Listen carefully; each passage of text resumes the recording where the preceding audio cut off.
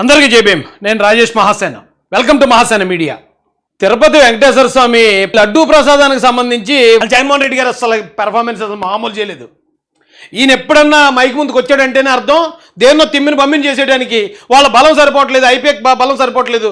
ఇక సీఎం జగన్ గారు కూడా చెప్తే తప్ప నమ్మని గొర్రెలు ఉన్నాయి కొన్ని. ఆ గొర్రెలు నమ్మించాలంటే మాజీ సీఎం జగన్మోహన్ రెడ్డితో అబద్ధం చెప్పించాల్సిందే అనగానే మన్నాడు. ఎస్, నేనే చెప్పలా. అయితే ఇది అంత పెద్ద ప్రాబ్లమా, మన మీదకి వచ్చేస్తుందా, మనం దొరికేసామా? అయితే ఉండండి, ఇప్పుడు నేను చూడండి ఏం చెప్తాను, ఎలా తిమ్మిని బమ్మిని చేస్తానని వచ్చేస్తాడు ఈయన. ముఖ్యమంత్రి స్థానంలో ఉన్న వ్యక్తి కేవలం రాజకీయంగా లబ్ధి పొందేందుకు ఈ మాదిరిగా స్వామివారి ప్రసాదం విశిష్టతను, తిరుమల తిరుపతి దేవస్థానం ప్రతిష్టను, వెంకటేశ్వర స్వామి ప్రసాదానికి సంబంధించిన పేరు ప్రఖ్యాతులను కుట్రపూరితంగా అబద్ధాలతో తగ్గించడం అపవిత్రత.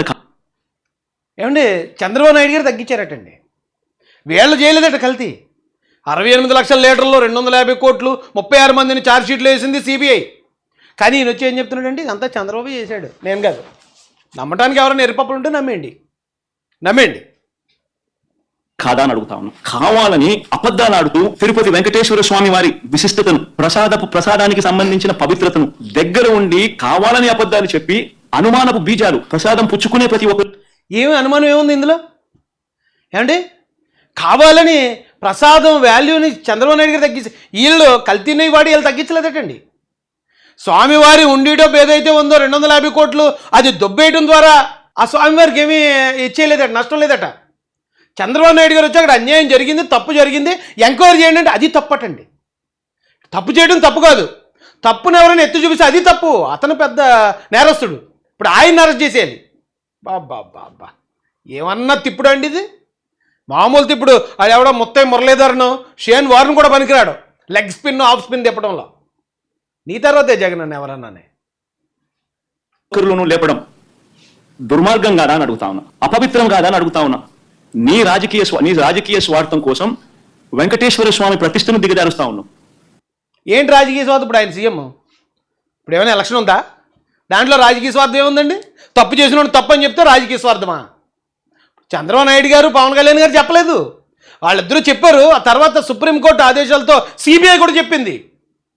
అయినా ఈయన వచ్చి ఈయన నమ్మేవాళ్ళు ఉంటారు కదా కొంతమంది, ఆ బప్పంగాళ్ళకి ఓ పాఠం చెప్తున్నాడు. బప్పంగాళ్ళకి నీ రాజకీయ స్వార్థం కోసం వెంకటేశ్వర స్వామి ప్రసాదానికి సంబంధించిన విశిష్టతను దిగజారుస్తా ఉన్నాం. జరగనిది జరిగినట్టుగా, అనిమల్ ఫ్యాట్ తో తయారు చేసినట్టుగా ఒక అబద్ధాన్ని ప్రచారం చేస్తా ఉన్నాం.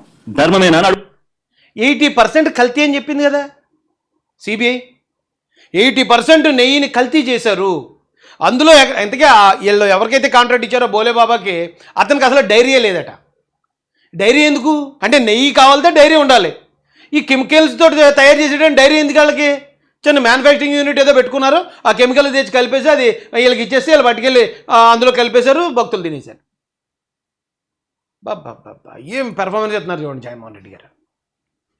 అడుగుతా ఉన్నా. మరోవైపు ఇంకా ఇలా అబద్ధాలు రోజుకు ఒక్కొక్క అబద్ధాన్ని ప్రమోట్ చేస్తారు.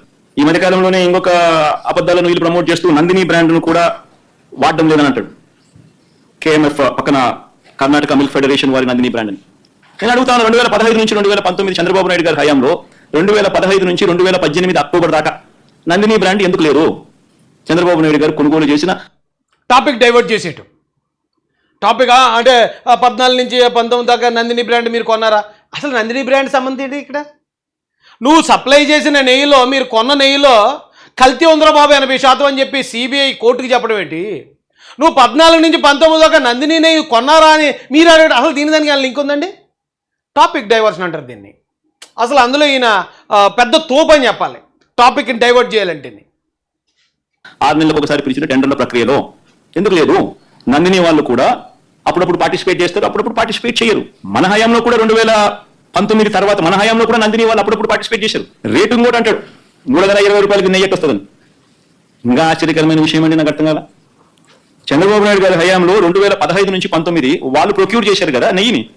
టెండర్లు పిలిచి ఇదే మాదిరిగానే ఈ టెండర్ల ద్వారా పిలిచి ప్రొక్యూర్ చేశారు కదా. ఏ రేటుకు ప్రొక్యూర్ చేసినారు? అదే క్వాలిటీ నెయ్యే కదా ఇప్పుడు కూడా. అప్పుడు అదే క్వాలిటీ, ఏది క్వాలిటీ? సిబిఐ రేట్ ఎంత తక్కువకి ఎందుకు వస్తుందని చంద్రబాబు నాయుడు గారు అడిగారు. ఆయన ముందుగా డౌట్ వస్తుంది, ఎందుకంటే ఆయన ఈయనకిలాగా యాక్సిడెంటల్ సీఎం కాదు. ఆయన అప్పటికే 3 సార్లు సీఎం చేసి ఉన్నాడు. అసలు ఆ టైంలోనే రాలేదు కదా ఇంత తక్కువ రేటు.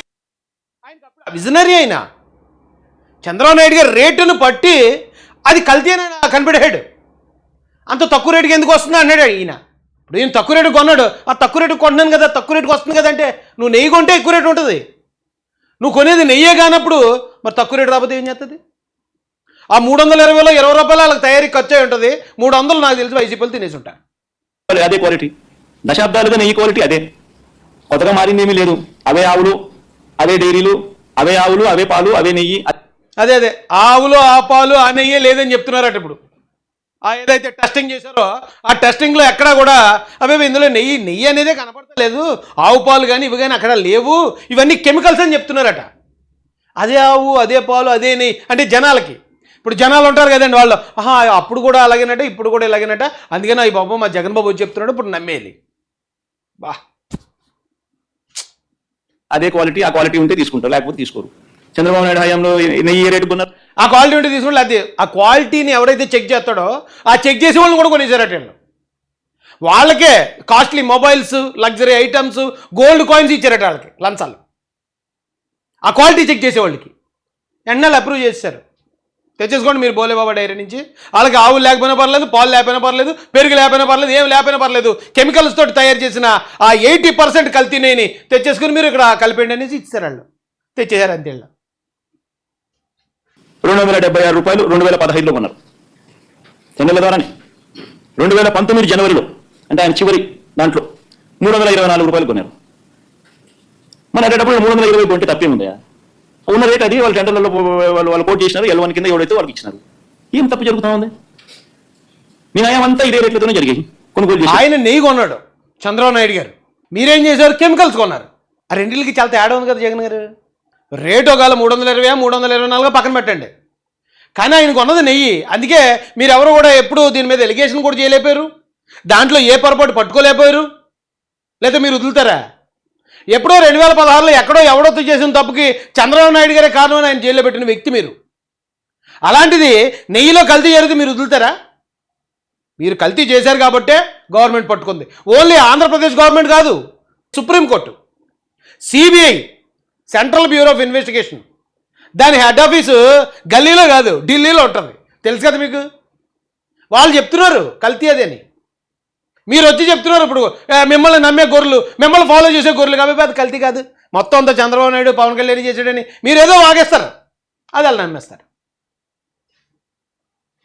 మరి ఇప్పుడు కూడా అదే రేట్లతోనే కొనుగోలు జరుగుతూ ఉంది. కేవలం చంద్రబాబు నాయుడు ఇప్పుడు ఆయన హెరిటేజ్ పాలను కార్టెల్ ఫామ్ చేసి నెయ్యి రేట్లు పెంచేసి ఆ కార్టెల్లో చంద్రబాబు నాయుడు హెరిటేజ్ కంపెనీ లాభపడాలనే ఉద్దేశంతో ఏ స్టోరీ లేరండి. నిజంగా చంద్రబాబు నాయుడు గారు హెరిటేజ్నో లేకపోతే దాన్నో చేయాలనుకుంటే ఆయన, మీరు నాకు తెలిసి చెడ్డీలు వేసుకోకముందే ఆయన ముఖ్యమంత్రి, ఆయన చేయగలడు కదా, మరి ఎప్పుడు ఎందుకు చేయలేదు ఆయన? అంటే ఇప్పుడు జరిగిన తప్పుని కప్పిపుచ్చడానికి చంద్రబాబు నాయుడు గారు దీన్ని వెలికి తీశారు కాబట్టి ఆయన మీద బురదేసేద్దాం. ఆయన హెరిటేజ్ అమ్ముకోవడానికి ఇది అంతా చేస్తున్నాడని చెప్పేస్తే నమ్మేసి గొర్రెలు ఉన్నారు, ఇక్కడ తెంగురాళ్ళు ఉన్నారు, అమాయకులు ఉన్నారు, వాళ్ళు చెప్పేద్దాం. వివేకానంద రెడ్డి గారిని ఎలా చంపేసుకున్నారనే విషయం తెలుసు. అయితే చంద్రబాబు నాయుడు గారు అబ్బాయి కేసు పెట్టాలి తప్పదన్నారని, అయితే ఉండి నీ సంగతి చెప్తామని నువ్వే చంపేసావని ఇస్తారు. ఇక్కడ నెయ్యిలో కల్తీ జరిగింది, శ్రీవారికి అది అపవిత్రం, భక్తుల పాపం వాళ్ళ మనోభావాలు దెబ్బతింటాయి, కల్తీ నెయ్యితో వాళ్ళకి ప్రసాదాన్ని పంచారు, అది తప్పు అని చంద్రబాబు నాయుడు గారు అంటే ఇప్పుడు ఆయన మీదే, ఆయన హెరిటేజ్ అమ్ముకోవడానికి, ఆ పాలు ఇది చేసుకోవడానికి ఆయనే చేసాడు ఇదంతా అంటున్నాడు ఈయన. అబ్బబ్బబ్బబ్బబ్బబ్బా అన్న జగనన్న, ఈ తెలివి మన రాష్ట్రం డెవలప్మెంట్కి వాడుంటే నువ్వు అమెరికాను కూడా మించిపోను ఆంధ్రప్రదేశ్. కొత్తగా ఇప్పుడు రేట్లు పెంచడం కోసం అని చెప్పి కొత్తగా ఇప్పుడు మాట్లాడుతూ ఉన్నాడు చంద్రబాబు నాయుడు. ఓడి అమ్మ జీవితంగా అదే క్వాలిటీని ఐఏ స్పెసిఫికేషన్స్ నువ్వు అడిగేది, దశాబ్దాలుగా నువ్వు ఐఏ స్పెసిఫికేషన్స్ అడుగుతున్నావు, అవే స్పెసిఫికేషన్స్ అప్పుడు అడుగుతున్నావు, ఐఏ స్పెసిఫికేషన్స్ ఇప్పుడు అడుగుతున్నావు, అదే క్వాలిటీ అప్పుడు అడుగుతున్నావు, అదే క్వాలిటీ ఇప్పుడు అడుగుతున్నావు. తిరుపతి లడ్డు అన్న విశిష్టత మనం చాలా గొప్పగా చెప్పుకుంటాం, తిరుపతి లడ్డు టేస్ట్ చాలా బాగుంటుంది అని, గొప్ప టేస్ట్ అని. అదే క్వాలిటీ టేస్ట్, అదే నెయ్యి, అదే క్వాలిటీ, అదే టేస్ట్, అప్పుడైనా అంతే, ఇప్పుడైనా అంతే, ఎప్పుడైనా అంతే. మరి ఈ మాదిరిగా అబద్ధాలు ఆడటం ఎందుకు ధర్మం? చంద్రబాబు ఎవరు అబద్ధాలు ఆడుతున్నారు? సిబిఐ అబద్ధం ఆడుతుందా? 68 లక్షల లీటర్లో కూడా కల్తీ నెయ్యి అనేది సిబిఐ చెప్తుందండి. వాళ్ళు నెయ్యలేదు, అందులో పామాయిలు కొన్ని కెమికల్స్ ఉన్నాయనేది సిబిఐ కోర్టుకి చెప్పిందట. మీరు సిబిఐని అడగండి వెళ్ళి, సిబిఐ నాకు చంద్రబాబు నాయుడు గారు చెప్పలేదు, అది సిబిఐ చెప్పింది. అదే టేస్ట్ అంటే ఏంటి? టేస్ట్ అంటే కలిసి వస్తే సరిపోద్దండి? టేస్ట్ అదే టేస్ట్ కాదు, టేస్ట్ కూడా బాగోలేదని భక్తులు చాలామంది చెప్పేవారు. ఆ టైంలోనే చాలా వీడియోలు చూసాం. టేస్ట్ తేడా వచ్చింది, ప్రసాదం క్వాలిటీ తేడా వచ్చిందని పాపం చాలామంది భక్తులు చెప్తున్నా సరే ఏదో వాళ్ళు చెప్తున్నారేమో అనుకున్నారు, కానీ దాంట్లో మీరు ఏకంగా నెయ్యికి బదులు కెమికల్స్ కలిపేశారనే విషయం ఇప్పుడు దాకా ఎవరికి తెలియదండి బాబు. చంద్రబాబు గారి పాపాలు నిజంగా ఒక్కొక్కటిగా కూడా బయటకు వస్తా ఉన్న నేపథ్యంలో ప్రజలందరూ కూడా చంద్రబాబు నాయుడు గారిని వేలెత్తి చూపించే కార్యక్రమం జరుగుతా ఉన్న నేపథ్యంలో చంద్రబాబు నాయుడు గారు ఈ మధ్యకాలంలోనే లడ్డూ టాపిక్ లో చంద్రబాబు గారు ఎప్పుడైతే ఈ మాదిరిగా చంద్రబాబు నాయుడు గారు ప్రజలు చంద్రబాబు నాయుడు గారు చేసిన తప్పును ఎప్పుడైతే తప్పులు పట్టడం మొదలుపెట్టారో, ప్రజలకు ఎప్పుడైతే వాస్తవాలు తెలియడం మొదలెట్టాయో, అప్పుడు ఈ పెద్ద మనిషి ఏం చేస్తాడు? టాపిక్ డైవర్ట్ చేయడం చేస్తూ ఏమంటాడు? డిక్లరేషన్ సర్టిఫికేట్ అంటే ఇప్పుడు నిజంగా ఆశ్చర్యం కదా? జగన్ ఏమన్నా కొత్తనా? టాపిక్ మార్చేస్తున్నాడు మళ్ళీ, అన్నీ వేరే టాపిక్లోకి వెళ్ళిపోతున్నాడు, డిక్లరేషన్ దగ్గరికి వెళ్ళిపోతున్నాడు. ఇక్కడ అడ్డంగా దొరికేశాడు. 68 లక్షల లీటర్లో కల్తీ జరిగింది, 250 కోట్ల శ్రీవారి సొమ్ము మింగేశారు వైసీపీ వాళ్ళు. అది అడ్డంగా బయటపడిపోయింది. సిబిఐ ఇచ్చిన ఛార్జ్షీట్ 36 మంది ఇగో ఏళ్ల నిందితులని సిబిఐ తేల్చేసింది. అందుకని ఇప్పుడు డిక్లరేషన్ దగ్గరికి వెళ్తున్నాడు అన్నయ్య. చెప్పండి. రాజశేఖర రెడ్డి గారు ఏమైనా కొత్తనా? నా మతం ఏమిటని తెలియదా ఎవరికైనా ఆంధ్ర రాష్ట్రంలో కానీ దేశంలో కానీ? నా కులం ఏమిటని చెప్పి ఎవరికి తెలియదా రాష్ట్రంలో కానీ దేశంలో కానీ? రాజశేఖర రెడ్డి గారు 5 సంవత్సరాలు ముఖ్యమంత్రిగా ప్రతి సంవత్సరం బ్రహ్మోత్సవాలకు వస్త్రాలు. ఇక్కడ మళ్ళీ సెంటిమెంట్ అనే ఆయింట్మెంట్. రాజశేఖర రెడ్డి గారు అంటే ఆయన చనిపోయాడు, ఆయన యాక్సిడెంట్లో చనిపోయాడు అంటే మళ్ళీ ఆయన్ని గుర్తు చేసి జనాలందరినీ మళ్ళీ ఒక ట్రాన్స్లోకి, అరే రే పాపం అవును రాజశేఖర రెడ్డి గారు ఆయన అలా చనిపోయారు కదా, వాళ్ళ అబ్బాయి కదా ఈయన, నా మతం ఏంటో తెలియదు, నేను రాజశేఖర రెడ్డి గారు అబ్బాయిని, రాజశేఖర రెడ్డి గారు ఇలా చేసేవారు కాదా? వెంటనే సెంటిమెంట్. బా అసలు మీరు సినిమాలు తీయాలండి. రాజమౌళి గారు కూడా ఎందుకు పనిచేయరు మీ దగ్గర? ఎప్పుడు అగ్రెసివ్గా వెళ్ళాలి, ఎప్పుడు పక్కోడి మీద ఎంత మోపేయాలి, ఎప్పుడు మనం సెంటిమెంట్ ఉపయోగించాలి. అబ్బబ్బబ్బబ్బా అసలు మీకు తెలిసినట్టు ఎవరికి తెలియదండి. ఏ సినిమా డైరెక్టర్ కూడా చేయలేడు, ఏ కథ రచయిత కూడా తెలియడు, ఇలాంటి కథలు రాయలేడు. నాన్నగారే సమర్పించారు. నాన్నగారు కొడుకుని కదా నేను కూడా తిరుపతికి ఎన్నోసార్లు పోయా కదా ఇంతకు ముందు కూడా, ముఖ్యమంత్రి కాకమునుపు. అంతెందుకు నా పాదయాత్ర మొదలెట్టేటప్పుడు కవరింగ్ ఆఫ్ ఇండియాకి వచ్చాడు అన్నయ్య. ఇప్పుడు శ్రీవారి మీద నాకు భక్తి ఉంది, నేను తిరుమలకి వెళ్ళాను, వెళ్ళిన తర్వాత తిరుమలకి వెళ్ళాను, వచ్చిన తర్వాత తిరుమలకి వెళ్ళాను, నాన్నగారు ఇది ఇంక మొత్తం జనాల్ని మభ్య పెట్టేసే ప్రయత్నం. ఎంత మభ్య పెడితే మాత్రం సిబిఐ ఛార్జ్షీట్ తిరిగిపోద్దండి, జరగదు కదా. అది ఆల్రెడీ కోర్టులో వేస్తారు కదా, 36 మందిని ఈవేళ రేపు బొక్కలో దోసేస్తారు కదా, అప్పుడైనా తెలుస్తుంది కదా జనాలకి. ఇప్పుడు మీరు ఆ భుజం మీద ఉన్న మేకని కుక్క అని 100 మందితో 1000 మందితో అనిపించినా అది కోర్టుని నమ్మించలేరు కదా మీరు, సిబిఐని అయితే నమ్మించలేరు కదా, ఆ జరిగిపోయిన తప్పునైతే మళ్ళీ మీరు సరిదిద్దలేరు కదా. అది జగన్ గారి పరిస్థితి.